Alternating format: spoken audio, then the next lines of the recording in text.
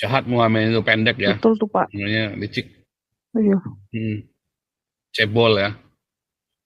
Jadi kita memframing orang ya nggak baik ya. Memframing bentuk fisik ya. Iya sih. Tapi memang itu tipikal karena dia survive-nya dengan cara mengkhianati begitu ya. Yusuf Kala kan juga pendek ya. Itu ada inisialnya Pak, SPS. Apa itu Pak? Small penis syndrome. Bisa aja. Apalagi sekarang dia sebagai presiden, dia bisa tentukan anggaran-anggaran operasi yang soft ya, yang membuat masyarakat nyaman.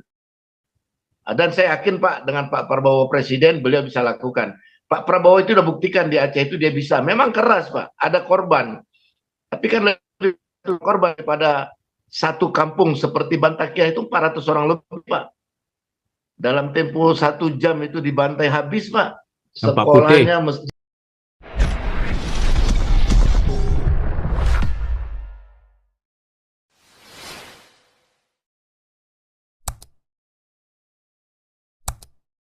yang lain.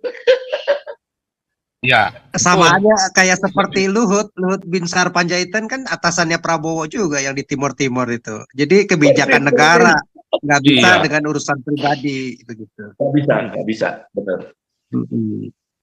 Tapi yang saya jangan dicampur dengan agama. Iya, yang saya harapkan dari Pak Prabowo ini ke depan, saya lihat sih orangnya termasuk orang yang ini ya bisa berterima kasih ya Prabowo itu ya. Jadi dia perlakuannya terhadap anak buahnya ternyata kan setelah diupload ya di sosial media sekarang kita banyak lihat cerita-cerita humanis dan heroiknya dia, patriotisme dia, rasa belas kasihan dia itu ada gitu. Termasuk kesetiaan dia sekarang bisa lebih terekspos lagi ya. Dia nggak kawin lagi ya, termasuk ibu titiknya juga ya. Jadi itu yang membuat simpatik masyarakat luas yang dulu mungkin di pemilu 5 tahun yang lalu nggak terekspos. Yang terekspos justru oleh grupnya PDIP, grupnya Jokowi adalah hal-hal yang negatif mulu dari Prabowo kelihatannya. Nah tapi sekarang banyak hal-hal positif itu yang terekspos di masyarakat. Itu yang membuat suara kemenangannya terutama buat orang yang milenial yang mungkin nggak terlalu melek politik, 80% ya udah dia melihat ini menjadi simpatis begitu, menjadi sesuatu yang menarik, entertain segala macam begitu ya.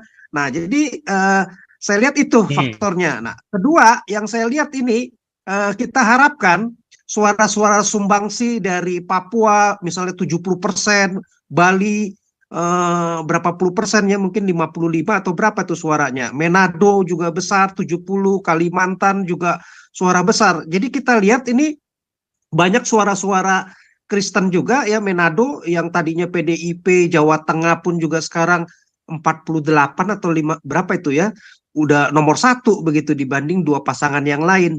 Nah ini pasti akan menjadi perhatian buat Prabowo.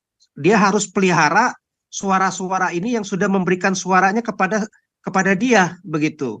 Jangan sampai mengecewakan. Jadi ya mesti tuh APBD pembangunan ya, perlakuan-perlakuan yang adil buat di Papua, buat di Manado, buat di Bali, buat di Jawa Tengah ya, kandangnya Ganjar, PDIP ya yang sudah memberikan suara.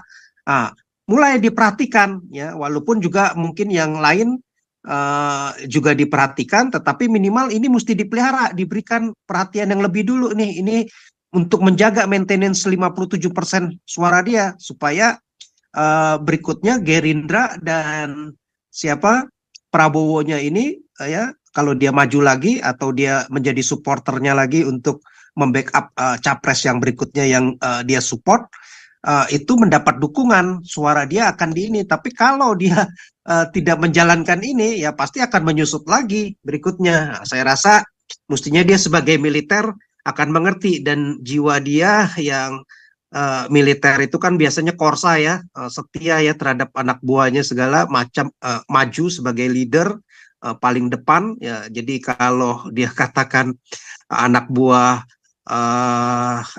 kehujanan, simpatisan kehujanan, saya sebagai leader pemimpin juga mesti kehujanan begitu. Itu yang justru memberikan semangat buat saya. Nah, kita harapkanlah sosok patriotismenya Prabowo sebagai seorang mantan militer yang sudah terdidik dengan disiplin puluhan tahun di militer, dan Pancasila benar-benar ditegakkan sehingga kita melihat ada sosok presiden yang luar biasa nih nanti ya, kita harapkan. Nah, tapi kalau dia tidak melakukannya ya jangan salahkan, 5 tahun ambruk dia suaranya juga ya. Tapi kalau dia bisa melakukan, wah mungkin bukan 60% lagi, 70%, 75% pun bisa didukung. Ya, terima kasih itu.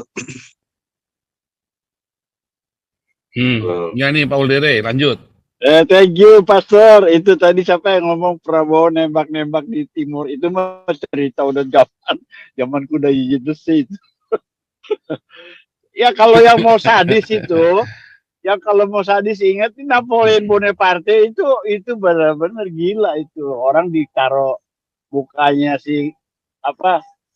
mukanya si Muhammad Kacé dilumurin tai, itu memang benar-benar udah bukan manusia tuh kalau yang itu yang harus dituntut, bukannya Prabowo mah serdadu. Waktu itu pangkatnya kalau nggak salah Prabowo kapten ya di Timur ya, apa udah kapten apa mayor waktu itu. Saya sih tahu benar kalau di tim-tim itu ya manusianya buas-buas begitu, orang-orang dari partai Fretilin itu kan pejuang semua. Iya Pak. Iya Pak. Iya, pejuang, mereka kan pejuang juga. Pejuang juga Pak. Itu dia. Ya itu aja lah saya mau kasih komen. Kalau mau yang sadis nggak bisa disalahin juga, dua-dua nggak bisa disalahin. Iya Pak. Itu perang Pak, perang. Kalau yang mau disalahin tuh Napoleon Bonaparte. Oke deh, thank you.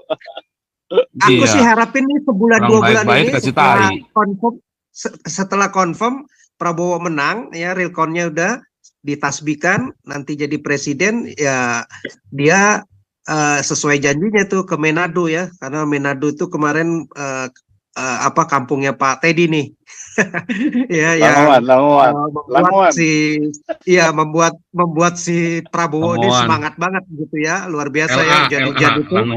Nah, dia melihat ini agak beda banget ini Manado nih ya, luar biasa mendukung dia. Nah, dia kan janjikan bahwa akan membangun sekolah yang terbaik buat Manado dan dia akan kembali ke sana. Ya, saya rasa ini akan menjadi perhatian dia. Ya, saya harap lewat itu dulu banyak hal-hal yang lain dia akan perhatikan suara-suara kemenangan dia akan berikan. Jadi ada keadilannya. Nah, itu yang harus dia lakukan. Kalau enggak, suara dia 5 tahun ke depan juga akan dijatuhkan lagi kalau memang tidak bisa memberikan perlakuan yang adil dan menjalankan Pancasila sebagai kesepakatan bangsa kita. Ya. Ya Ben, masuk Ben. Ada Tasya juga. Yo, thank you. Thank you waktunya. Selamat malam, kedengeran nggak? Halo. Ya, tapi ini Pak Yus ini mau bicara juga habis Ben Pak Yus ya. Ya Ben, silakan. Nggak usah aku. Ya. Itu Tasya mau ngomong. Oh, ya udah ya Pak, ini saya buka catatan nih.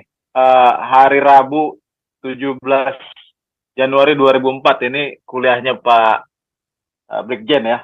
Jadi ada kemarin itu dia bilang Center of Gravity Indonesia adalah semangat persatuan dan kesatuan Pancasila, bukan ibadah. Lalu tadi Pak SK menyinggung masalah momentum. Terus kita kaitkan lagi nih dengan topik malam ini untuk berhati-hati mengenai khilafah. Ya kalau saya nih Pak punya kesempatan ya, gimana kalau bikin ini aja semacam paramiliter atau National Guard kayak negaranya Pak Teddy, negaranya Pak Andi. Jadi kuat gitu. Kekuatan dilawan dengan itu si Deddy Corbuzier kan gitu. itunya Komcat itu Kolonel Deddy Corbuzier itu. Di Indonesia tituler namanya Praja itu kan, Pamong Praja kan udah ada. Tituler. Saudara titilar. Iya. Ya artinya kalau dari pemahaman saya ya dibikin aja semacam paramiliter gitu. Jadi ya nggak macem-macem lah yang paham-paham yang aneh-aneh. Macam Lalu banser. yang kedua nih, Kayak banser gitu. ya yang itu no comment lah Pak. Saya soalnya masih di Indonesia. Lalu yang kedua ini Pak Paul, ini saya kembali lagi bilang kan kepala BIN kan masih yang lama nih Pak BG ya. Saya heran aja kenapa belum ibaratnya diganti gitu dengan Jenderal Dudung. Apalagi kan hampir 100% Pak Prabowo itu udah popular vote-nya udah menang lah ya. Tinggal nunggu pelantikannya di bulan Oktober. Artinya masih waktunya ini masih panjang nih, masih 8 bulan. Nah, kembali lagi ke omongannya Pak Brigjen itu beberapa waktu yang lalu ada kemungkinan untuk chaos sebelum, saat ataupun sesudah pemilu. Ya artinya ya jangan sampai ini BIN-nya dan anak-anak buahnya ini bikin kekacauan gitu, menggerakkan ormas lah atau menggerakkan mahasiswa. Itu yang sebaiknya dihindarkan ya. Bagaimana menghindarkannya? Ya digantilah orang-orang yang di atas yang sekiranya punya power, apalagi kepala BIN-nya itu terafiliasi dengan salah satu parpol. Thank you, itu dulu Pak Paul, thank you. Oke, coba lalu Tasya ya, coba. Atau Tasya dulu, silakan Tasya, udah angkat yang tadi. Tasya. Iya Pak, maaf Iya. Pak, mau nanya, kan kalau tadi kan Bapak bilang kalau yang nomor 1 itu ada 3 partai itu PKS, terus PKB sama Nasdem kan. Nah, kalau PKB itu Pak, itu kan ada yang Gus Durian, itu bisa nggak pecah suara Nggak ada kira-kira PKB Gus Durian. si Kofifah? Nggak ada, kan si ini udah bilang, si siapa itu, Yeni Wahid udah bilang, bukan. PKB itu kan udah dibajak sama si Muhaimin. Iya Beda Pak kan ya. NU Berarti dengan si PKB ya. Bu Ya, Kofifah beneran. gimana? Iya Pak, Nah, itu Gus saya nggak tahu Durian tuh. dia. Pada kenyataannya kan dibajak, tapi kan dibajak sama si Muhaimin semua. Masalahnya Iya. begitu. Jadi si Muhaiminnya kurang ajar ini kan, justru kan dikhianati oleh anak buahnya sendiri kan. Jahat Muhaimin itu, pendek ya, Betul tuh Pak. namanya licik, Iya. cebol ya. Jadi kita memframing orang yang nggak baik ya, memframing bentuk fisik ya. Iya sih. Tapi memang itu tipikal, karena dia survive-nya dengan cara mengkhianati begitu ya. Yusuf Kala kan juga Itu- pendek ya. Itu ada inisialnya Pak, SPS. Apa itu Pak? Small Penis Syndrome. Bisa aja. Aduh, Ah, saya udah nggak boleh kadang- bicara yang begituan tuh. Kadang sudah ada dildo Pak. Taruh di mana dildonya?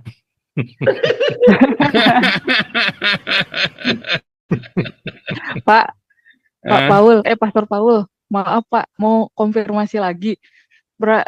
Kan kalau, mohon maaf ya, mungkin saya sependapat dengan dengan Pastor Paul yang untuk yang info A1 itu yang tadi, yang peserta tadi. Menurut saya sih, karena kan saya punya teman-teman orang Papua.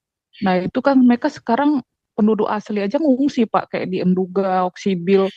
Itu sesama mereka sendiri aja saling maaf kata ya, saling membantai gitu loh. Jadi kalau menurut saya nanti paling nih jelek-jeleknya si Pak Prabowo itu dengan kekuatan militernya paling maintenance, maksudnya mengamankan gitu loh. Kayaknya sih Pak, karena Nah, itu. udah serem kali di situ Pak. Udah nggak Banyak kebayang suku ya mereka. Kebanyakan Iya, suku. Pak. Papua itu saya udah nggak kebayang ya, karena mereka nggak seperti orang Timur Leste ya.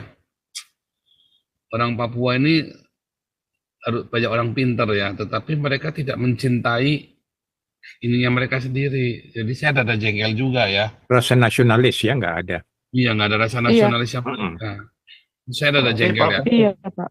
Aduh, Pak tapi di Paul, zaman Prabowo susah, mereka nggak akan bisa merdeka. Zaman Prabowo ini berat, berat ya, bukan nggak bisa, berat, sangat berat. Dan Berdarah-darah anak-anak itu. Papua dibawa ke itu ya, ke Jawa ya, dimasukin pesantren yang Islamkan, muda-muda. tapi nggak, kalau sekarang nggak diislamkan lagi. Cuman saya nggak tahu solusinya apa. Masalahnya yang pasti nggak bisa merdeka. Tapi mudah-mudahan seperti Jokowi ya. Kan ini kan kalau asal jangan bawa-bawa MUI, ya Papua akan dikembalikan, dinormalkan kembali sama si Hasim ya kan. Dinormalkan kembali. Seharusnya begitu. Asal Iya, iya, dinormalkan kembali, betul. mungkin Papua nggak bisa merdeka, tetapi paling tidak dinormalkan lah. Mungkin Prabowo ada bisa Iya, itu. maintenance Pak. cerita yang sama pernah terjadi, Pak. Itu di Aceh itu kan dari daerah operasi militer DOM. Kemudian karena beratnya suasana di lapangan, kan rakyat Aceh pada mengungsi juga, Pak. Yang dari pedalaman-pedalaman ke kota, akhirnya oleh Panglima saat itu dirubah kita menjadi sipil bersenjata, Pak. Begitu dia rubah sipil bersenjata, akhirnya apa namanya ya, separatis kami ini kan ditekan akhirnya oleh suara rakyat, dan buahnya kan sampai sekarang ada itu. Makanya kita orang-orang gerakan Aceh Merdeka itu kan sekarang menjadi 5 partai, Pak, karena misi-misinya udah jadi berbeda. Di zaman itu sekolah di zaman DOM tidak ada orang bakar sekolah. Di zaman DOM tidak ada orang bakar surau-surau. Tapi tiba-tiba menjelang satu gerakan yang besar, udah mulai, Pak, sekolah dibantai ya, Bantakiah itu ya, satu kampung dibantai, satu apa? Bantakiah kan itu satu kampung itu, Pak, dibantai ya. Akhirnya kan orang mengungsi, Pak. Seperti yang di Papua juga, yang di pedalaman kan nggak kuat, Pak, karena dirongrong oleh separatis. Karena terus terang kami berlindung di apa loh, Pak? Kita kan berlindung di masyarakat pedalaman. Logistik kita juga dibantu oleh orang pedalaman sambil dia bertani, apa ya? Ada satu sindikasi untuk apa namanya, menjalankan informasi operasi.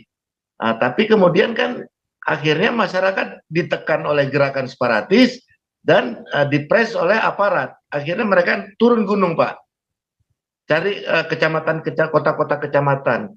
Dan begitu dibuat satu sistem perubahan oleh Panglima saat itu menjadi sipil bersenjata, wah, kalang kabut kita separatisnya. Karena apa? Hilang jaringan komunikasi kita dalam logistik dan informasi, hilang, Pak. Akhirnya kita juga terdampar kita di pergunungan. Makanya saat itulah yang disebutkan sahabat kita tadi, apa namanya, Alan Naif itu. Alan Naif kan masuk juga ke sana, Pak. Dia sombong malah. Dia bilang, kenapa intelijen tidak bisa masuk ke basis-basis gerakan Merdeka? Saya wartawan, kenapa bisa saya tahu mereka di mana? Karena momen saat itu separatis gerakan Aceh Merdeka itu, mereka kehilangan sistem komunikasi dan logistik. Dan dengan masuknya Alan Naif di sana, dia sebarkan informasi-informasi yang dalam tanda kutip membuat separatis naik pamor. Justru dia dijemput resmi, mulai dari Polonia dijemput, dibawa transport, dibawa sampai ke gunung, dijemput resmi oleh apa namanya, oleh orang-orang kiriman dari gerakan Aceh Merdeka. Dan ini terjadi sudah 3 tahun di Papua, Pak. Penduduk pedalaman itu ditekan oleh separatis, dan oleh orang aparat kan diawasin dengan lebih ketat. Jadi terjepitlah mereka di pergunungan itu, akhirnya mereka kan turun, Pak. Makanya dengan adanya Pak Prabowo sebagai presiden, saya kira saat itu Pak Prabowo yang menjadi komandan operasi di Aceh, yang mengubah itu semua, ya. Pak Tobing tahu lah macam mana Pak Prabowo menjadi komandan operasi di Aceh sana, ya. Dan itu seharusnya Pak Prabowo bisa lakukan dengan cepat di Papua, dan saya Di paham Papua, banget lah. betul.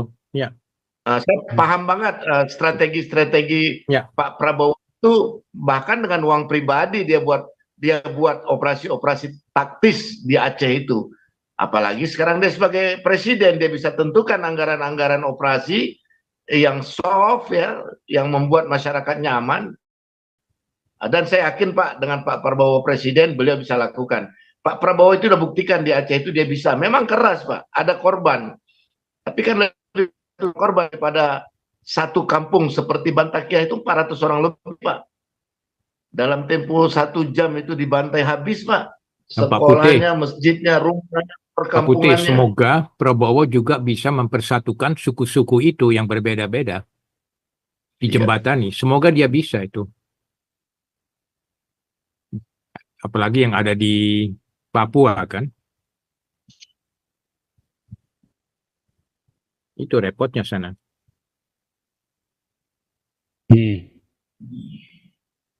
Yang berat memang ya. Tapi saya Kalau rasa Papua ini dia saya- ngerti kok. Iya. Kalau mau pisah pun itu berdarah-darah sekali ya saudara ya. Mengerikan sekali tuh nanti itu. Ya kita terus berdoa, kita hanya bisa berdoa untuk Papua ya. Oke, Ya, coba bicara. lanjut coba. Ya.